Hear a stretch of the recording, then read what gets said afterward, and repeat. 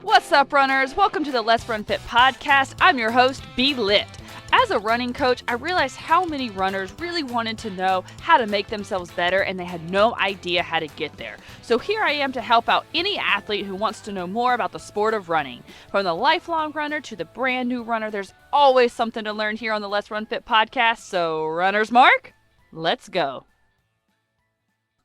Hey runners, and welcome to the Let's Run Fit podcast. I'm so happy that you're here and tuning in with me today. Today, we're going to be sitting down and talking with Christian. He's a fireman in Arkansas who started his running career as a sprinter and throughout the years turned into a marathon runner. He's here to talk to us today about his transition from sprints to distance. So let's sprint right in, shall we? How are you doing today, Christian? I'm good. How you doing? I am wonderful. I'm so happy that you're here with us. It's going to be such a good episode because I don't get to talk to sprinters very often because not that they don't exist, but they're just not really in my world because I am a distance runner. So this is really exciting for me. It makes me very happy. I always like to start at the beginning with everyone's story is what made you start running? Well, I always loved competition and racing. And one day, a church member of ours, he was also known for organized sports, and he started an AAU track team. And I asked my mom about it and asked what track and field was, and from all she knew that it was just racing. And so I said, I think I'm real good at racing people, Mom. And so I was 8 years old, and I joined the AAU team and just went off from there. Were you one of those kids always racing people on the playground? Yes, that is definitely me. It seems to be a boy thing, especially, but there's always that one that kicked everyone's butt. And everyone's like, oh, I'm going to beat him today. And then no one ever does. So I guess that was you. Yes, that's how it went. That's how it always goes. I remember this in elementary school. Like kids would just line up and everyone's like, let's just race to the swings or whatever it was that day. And just, I don't know. Everyone just loves to do it. Racing just seems to be in our blood. And for some reason, it gets squashed out of us as we get older if we didn't end up somewhere where we actually nurtured running instead of using running as a punishment. Because that's where we are. Right, because it's fun. I love running. As a kid, it's fun and using all your energy. Yes, and you're right. And I love it. I still love it. But like you said, it just gets squeezed out of us for some reason.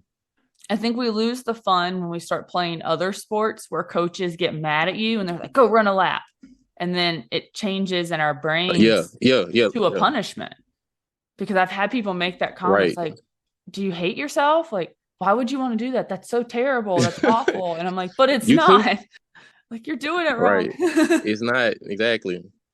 So that's amazing. I love that she got you into it early because that really makes a difference in your running career, how early you start. Because unfortunately, some people are just blessed by Jesus and they just come out the womb going fast. But it's really something you have to nurture to keep getting faster. Like, that's one thing with running. It takes at least 5 years. How would you describe your running journey as a whole from start to where you are currently?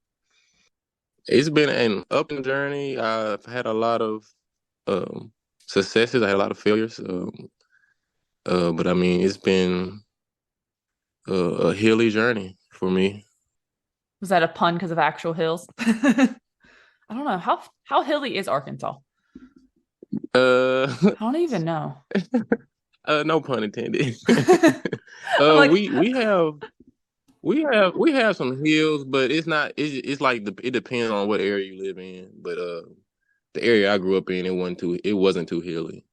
I know I've run in Arkansas outside one time, and it was near my sister's house, and just there were a lot of dogs. There was a really big bunny, like. It was too much. I was like, no. And I actually ended up running at fire stations instead on treadmills. I was like, this isn't going to work for me. So I just kind of bounced around. I don't even know what stations I was at. So who knows? We could have been in the same station at the same time because Jason would take me on his days off too. So you never know. You could have seen me run before. That is great.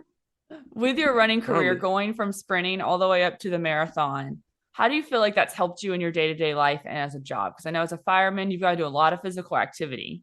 So how do you think having that good cardio health and everything's really helped with that?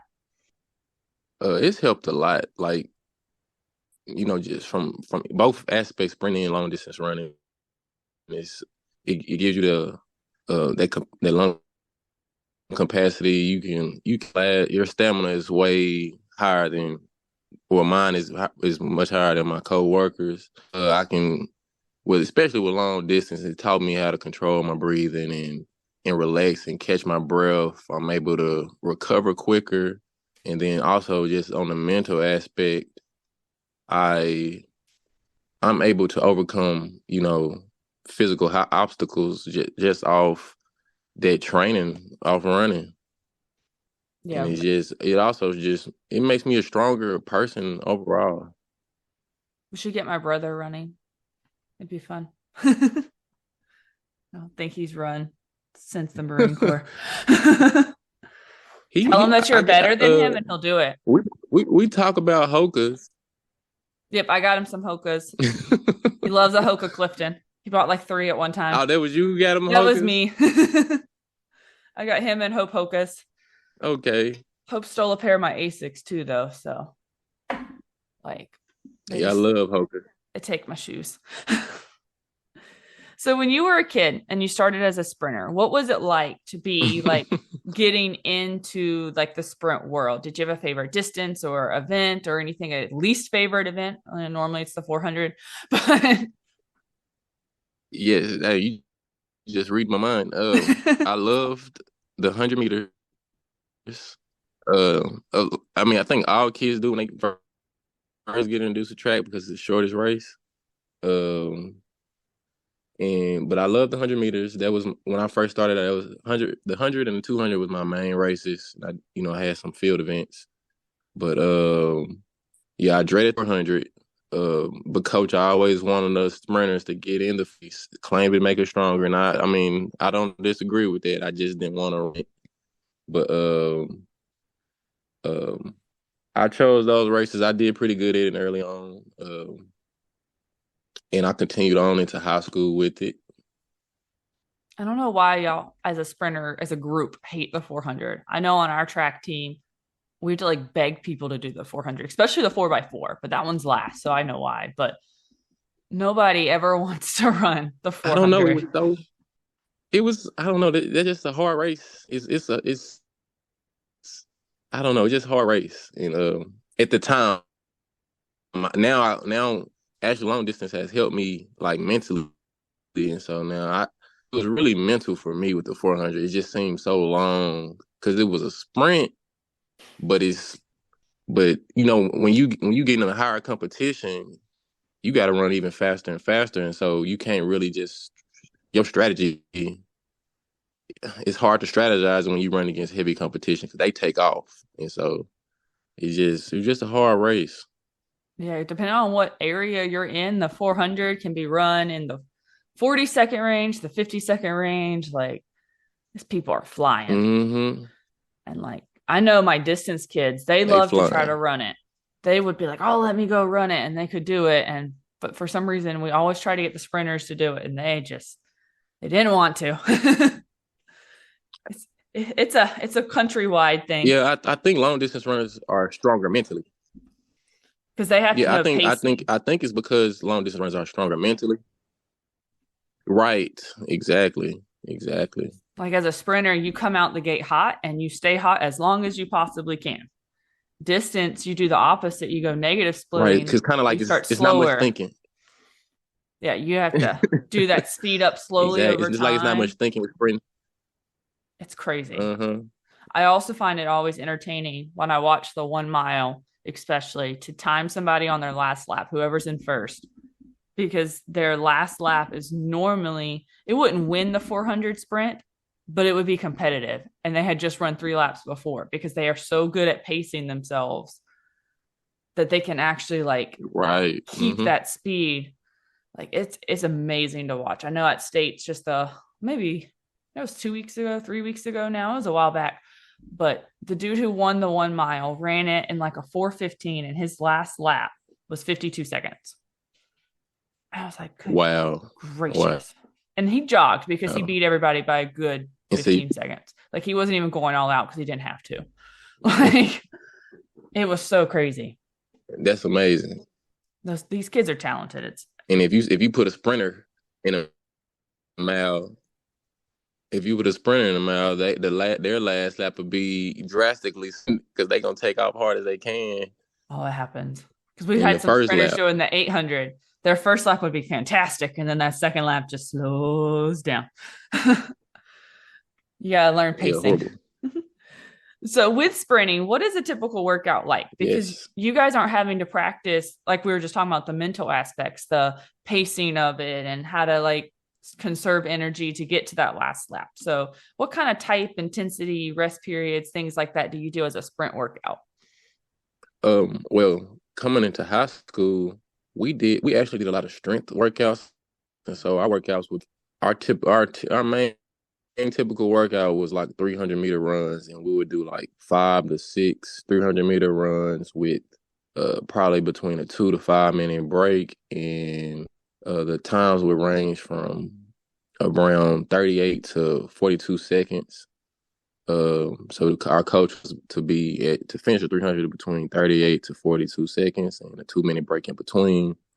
And surprisingly, we didn't at my school we didn't do a lot of um, speed work, and that's what looking back I wish we would have, but coach was just so focused on strength, and he was a real old school kind of guy, and that was the type of workouts we do. But down the line, I after high school, I just started working on increasing my rest picks, but giving higher effort in my workout. So I do, for instance, I do like 5 150s at 90% speed, and then I would have probably between a 5 to 8 minute rest period, so I can keep producing that same amount of intensity.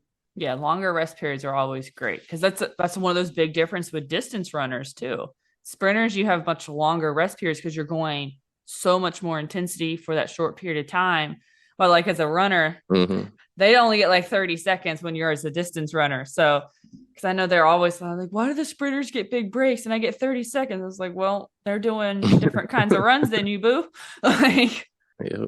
everyone's got different kinds of rest periods depending on what you're doing.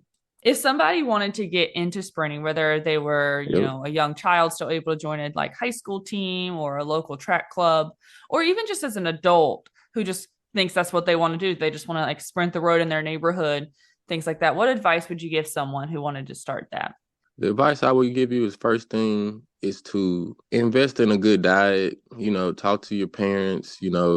See if you can. Look into a good nutrition plan. I mean, you don't have to go get a nutritionist or anything, but you can. Just look into healthy foods. Eat more fruits and vegetables. Protein. That'll help with your training and help at least try to prevent injuries, and of course get stronger, and also stay hydrated, drink lots of water, and stay away from sugary drinks, pops and soda. Especially during training, try to stay away from candy and sweets, and try to stay healthy. Try to eat healthy, just eat right, and get your rest.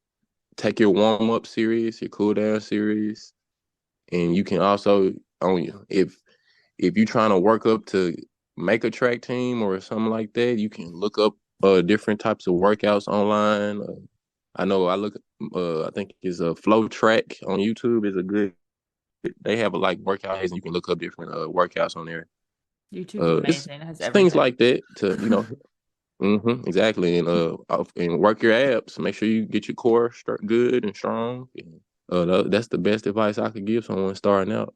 Food is such a huge factor, and I don't think people really understand how much their diet affects their energy levels, their Hmm. recovery levels. It's absolutely crazy what happens because I have one kid who eats like this perfect high fiber, super healthy diet, and his recovery is so much faster than the kid who eats powdered Yes, donuts for breakfast.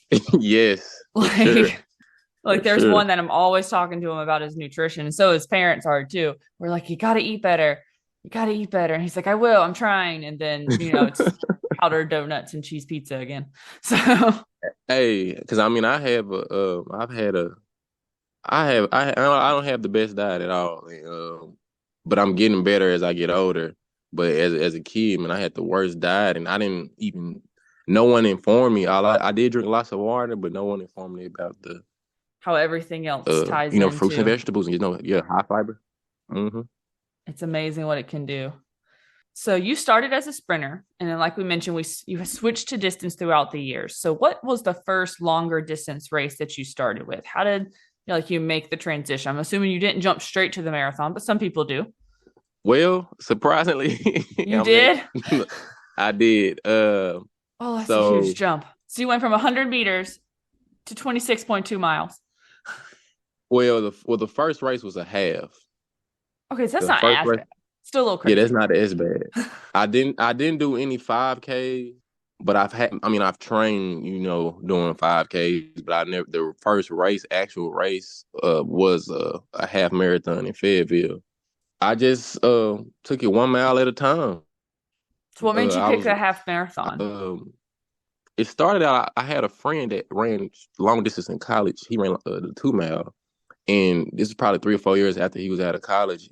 We were talking noise one day, and I was just telling him he ain't got it anymore, and so I ended up challenging him, and we said, shoot, let's run a marathon, and so I looked up some workouts for training for a marathon, and they suggest to enter into a half like midway through your training, and so I found a half in Arkansas, and that's how I ended up choosing that.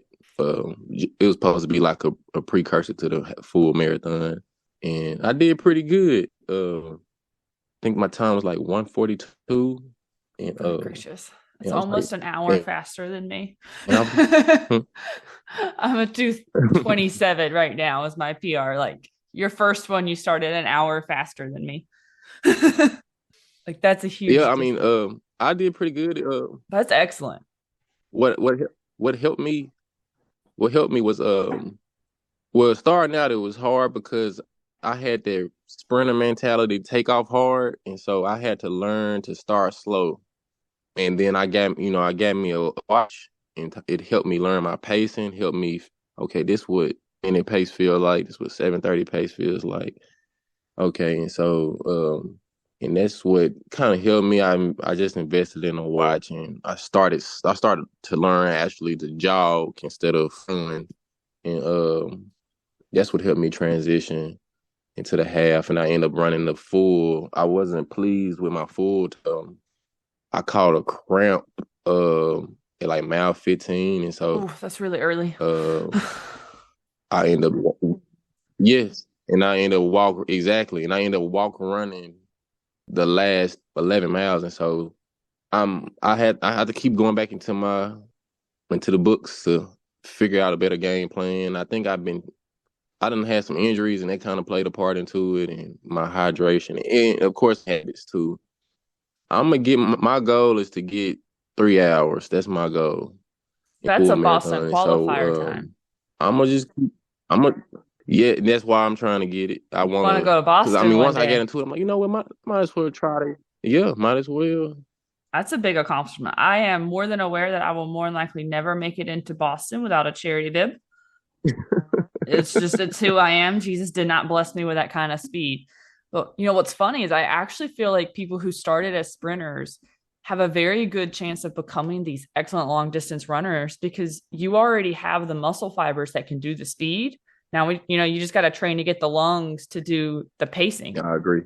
I agree. Like I always was a distance runner, so I didn't have those God-given gifts to start with because you can't really train your way to be an excellent sprinter, but you can train your way to be a good distance runner. So Yes. like that really helps in the sprinting. Your lungs were already trained to do all of that, so like that's a huge accomplishment. With this transition, how did you get through all the hard parts? Because you've mentioned having to learn to pace, not go out hard, kind of changing that mindset, your breathing. What do you think was the hardest part during that transition and getting away from the sprinter mindset into the distance mindset? The hardest part would be that part with pacing and learning to slow down. Because you just got you have to fight the urge, and that just that whole mindset of, oh, nah, this is too slow, this but nah, you just have to fight that urge. I would say that would be the hardest part, was that pacing. Pacing is just the hardest part, but it's the most important part for a smart race. Yeah, if you go And out too hot, you're done. you're And you done. Like still you have to go gotta, the rest of the miles. yup, yup. And then also just I ain't gonna say this is the hard part, but I know like the temperature, like training in different temperatures, you'll figure out like it's definitely easier in the cold. But I like to train in the hotter weather so I can be better for my races. So I train in hot weather, and that's my favorite time of the year. I love summer training. I hate winter, but I also hate being cold. I am a big fat baby. I don't want to be cold. So when you tell me to go run in the cold, I'm just grumpy the whole time. My mind sets off, and just all training ends up kind of being a little bit trash because I can't get my mind to want to do it when I'm cold. It's It just must does it must get real cold there then. yes, it does. Y'all get all Okay. the snow though. Every time I see my Yeah. sister, it snows. It's See, on my I get nerves. all my PRs all happen in the wintertime though. I know 50 to 60 degrees seems to be that perfect zone Yeah. I like 40 to 50. because it keeps you cool, but you're not having to like bundle up and have Mm-hmm. scarves and everything. So it's like that perfect little weather. Do you feel like there's a difference in the type of breathing you have to do? Because I know our sprint coaches really talk about how to breathe, the ways to breathe, like to the point you can actually hear sprinters breathing from the stands. Like you can hear that breath pattern. And I don't know if we really have that in distance or if for somehow I have missed all of that. What do you feel like the difference in breathing Uh, would be? that's a good question. I I would say it's really hard to say because I know when in long distance, because like once I pick up my pace in long distance, you start breathing harder and harder, and but I always try to breathe through my nose and either out through my nose or out through my mouth, and I try to find a good rhythm. And one rhythm I picked up along this, and it's just 3 regular breaths and then one deep breath, and that's how I try to carry my. But in sprinting, it's so hard to think because it's going so fast.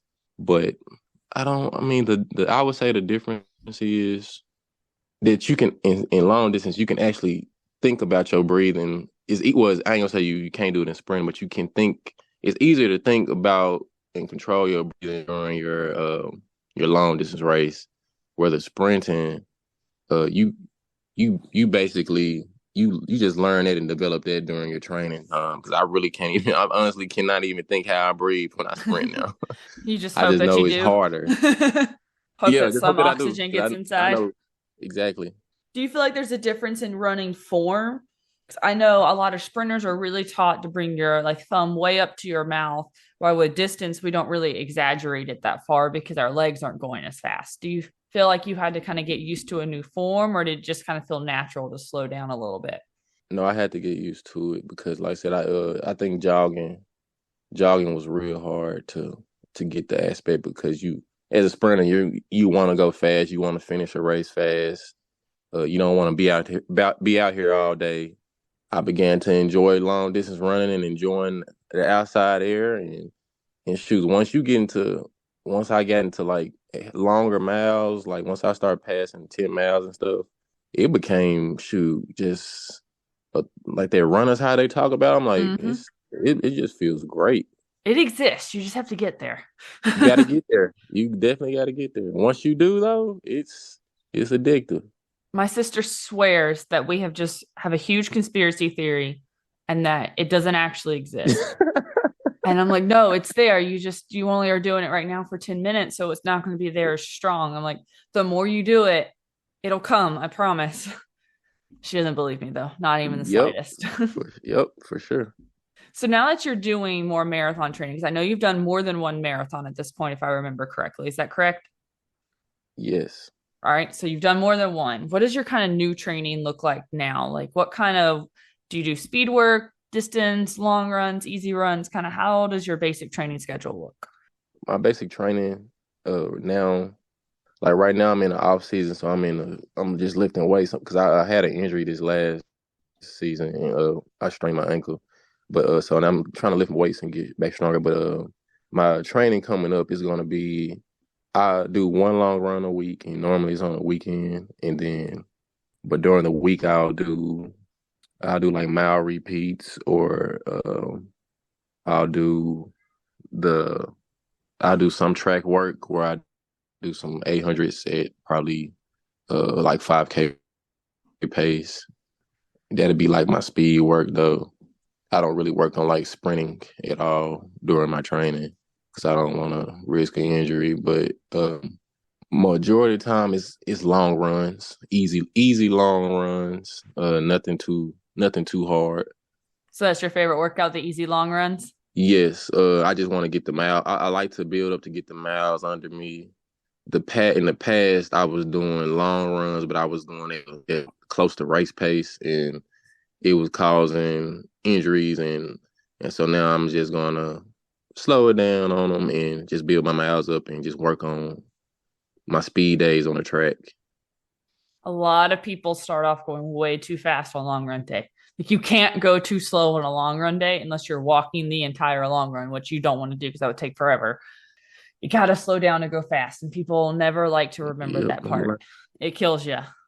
Do you sometimes miss competing as a sprinter now, or do you just love the marathon and you're like, this is where I'm supposed to be at this point in my life? I do miss sprinting. I challenge guys at work from time to time to a race. Uh, but um, I mean, I love marathon.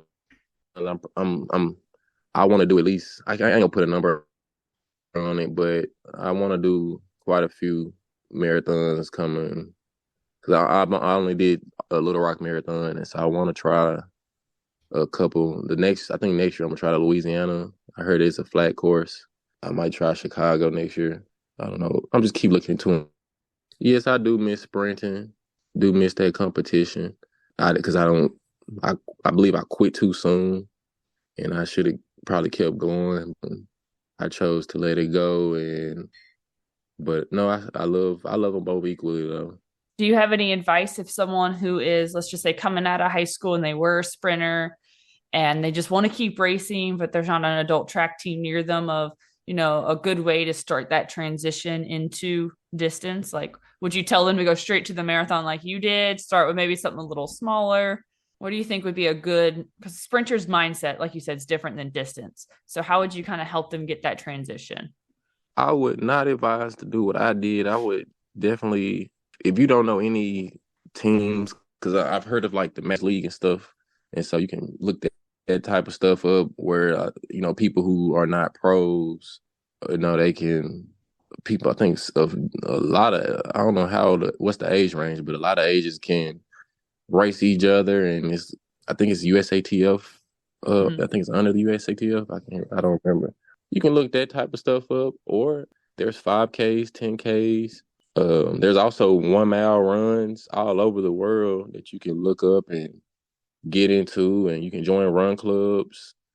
You can meet new people there, and you can get in different, want to get in there socially like that. There's a lot of things out there that you can look into. Like I said, the 5Ks, 10Ks, you don't need a team. The 1 mile runs, you don't need a team to get into. You can just, pay the application fee and you can enter. And just get going. Now, my last question for you. I know you Just have get another going. marathon on the books that you're wanting to get into as soon as you get back into your training and figure out which time frame. Do you think you're ever going to go further than a marathon? Do you think you're ever going to challenge yourself with an ultra marathon? As of now, I would say no. Uh, until I get my goal time, I'm not moving from it. But as of now, I don't think I'm gonna try ultra at all. I mean, I do love the challenge with the 26.2 miles, and I love that I'm able to do it. But as of now, I'm gonna stick with marathon until I wouldn't know for sure until I get my goal time, and You might want a then new I'll probably challenge. decide if I might go further than that. Yeah. Firemen, they always love a challenge. I know that. I came from a fireman family. Obviously, my brother is a fireman now. Like, they all love that challenge. So I feel like once you hit that next goal, you're going to have to find a new challenge. You might end up there. Right. Them goals. Mm-hmm. Yeah. I mean, I tell if I do hit my time, I'll tell Jason to let you know. We'll bring you back on and be like, what's it like to do ultra marathons? Are you really that crazy? I'm still fighting for my first marathon. So I'm going to try again looking for a fall marathon this time since I like summer training because winter training did not work. Just didn't work. It was not a good fit for me. It's anyone can do it. Whether you're starting as a sprinter all the Is way it down, you got to put in the time, the effort, the nutrition, and anybody can do any distance. It's all about setting your mind to it. yes, facts. But it'll be awesome. Well, that was all that I have for you today. I appreciate you so much, Christian, for coming on and talking with us. And, hopefully we'll get you back on here again when you do an ultra marathon one day. It'll happen. I would have no problem with that. Jason will keep me informed. I'll know if it happens. I appreciate you being here. And I appreciate you for having me. Thanks so much, runners, for spending time with me and listening to this episode. If you like what you heard, please hit that subscribe button and leave me a review. I always love to hear from my listeners. And if you want more Let's Run Fit in your life, find me on Instagram at Let's Run Fit with BLit. Until next time, runners.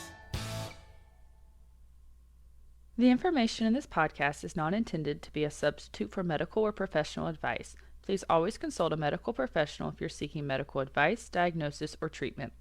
The Let's Run Fit podcast is not liable for risk or issues associated with using or acting upon the information in this podcast.